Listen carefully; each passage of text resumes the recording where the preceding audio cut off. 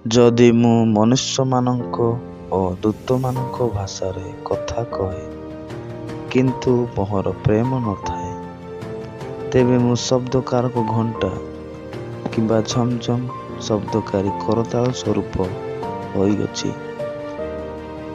ଆଉ ଯଦି ମୋହର ଭାବବାଣୀ କହିବାର ଶକ୍ତି ଥାଏ ଏବଂ ମୁଁ ସମସ୍ତ ନିଗୂଢ଼ ତତ୍ତ୍ୱ ଓ ସମସ୍ତ ଜ୍ଞାନରେ ପାରଦର୍ଶୀ ହୋଇଥାଏ, ପୁଣି ପର୍ବତକୁ ସ୍ଥାନାନ୍ତରିତ କରିବା ନିମନ୍ତେ ମୋହର ସମ୍ପୂର୍ଣ୍ଣ ବିଶ୍ୱାସ ଥାଏ, କିନ୍ତୁ ମୋହର ପ୍ରେମ ନଥାଏ, ତେବେ ମୁଁ କିଛି ନୁହେଁ।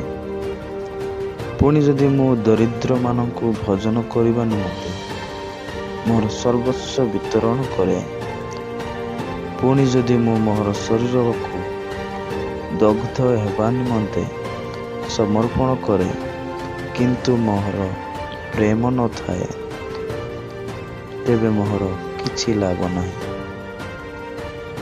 ପ୍ରେମ ଦୀର୍ଘ ସହିଷ୍ଣୁ, ପ୍ରେମ ହିତଜନକ, ଈର୍ଷା କରେ ନାହିଁ, ଆତ୍ମବଡ଼ିମା କରେ ନାହିଁ, ଅହଙ୍କାର କରେ ନାହିଁ, ଅନୁଚିତ ବ୍ୟବହାର କରେ ନାହିଁ, ସ୍ୱାର୍ଥ ଚେଷ୍ଟା କରେ ନାହିଁ, ବିରକ୍ତ ହୁଏ ନାହିଁ, ଅପକାର ସ୍ମରଣରେ ରଖେ ନାହିଁ, ଅଧର୍ମରେ ଆନନ୍ଦ କରେ ନାହିଁ, କିନ୍ତୁ ସତ୍ୟରେ ଆନନ୍ଦ କରେ, ସମସ୍ତ ସହ୍ୟ କରେ, ସମସ୍ତ ବିଶ୍ୱାସ କରେ, ସମସ୍ତ ଭରସା କରେ, ସମସ୍ତ ବିଷୟରେ ଧୈର୍ଯ୍ୟ ଧରି ରହେ।